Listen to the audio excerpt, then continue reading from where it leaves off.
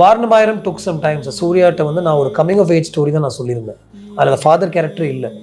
ஒரு 16 year old அவனுடைய journey, அவன் ஒரு ஆர்மி ஆஃபீஸராக போய் சேருவான், ஒரு கமாண்டோ ஆப்ரேஷன். அது சின்ன வயசில் அவனுடைய சில விஷயங்கள் அப்படி இருக்கும் அப்படின்னு தான் சொல்லியிருந்தேன். இல்லை இன்னும் ஏதாவது இருந்தால் நல்லா இருக்கும்னு கிட்டத்தட்ட ஒரு 6 to 8 months வந்து என்ன சொல்லிட்டே இருந்தேன்.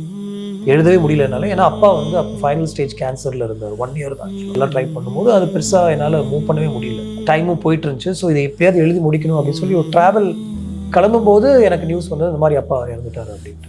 ஸோ அந்த ஜேர்னியில் திரும்பி வரும்போது ஒரு லேப்டாப் ஓப்பன் பண்ணி ஃப்ளைட்டில் நான் ஃபுல்லாகவே எழுதுறேன்.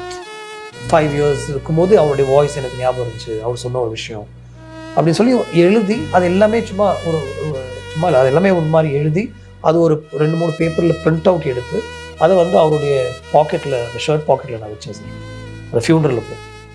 அதுக்கப்புறம் ஒரு 1 month கழித்து இதை வந்து இந்த ஸ்கிரிப்டுக்குள்ளே நான் கொண்டு வந்தேன் சார். கொண்டு வந்து நான் சூர்யாட்ட ஜஸ்ட் ஒரு ஐடியாவை சொன்னேன், இல்லை இது நல்லா இருக்கு எழுதுங்க அப்படின்னு சொன்னார். ஒரு 1 month அவருக்கு நரேட் பண்ணேன். எனக்கு இன்னும் ஞாபகம் இருக்குது, நான் ரத்னவேல் சூர்யா ரூமில் உட்காந்து அந்த கதையை சொன்னேன். ஏஞ்சில்னு கை தட்டினாங்க 2 பேருமே. இதுதான் நான் வெயிட் பண்ணிட்டே இருந்தேன், இதுதான் கதை.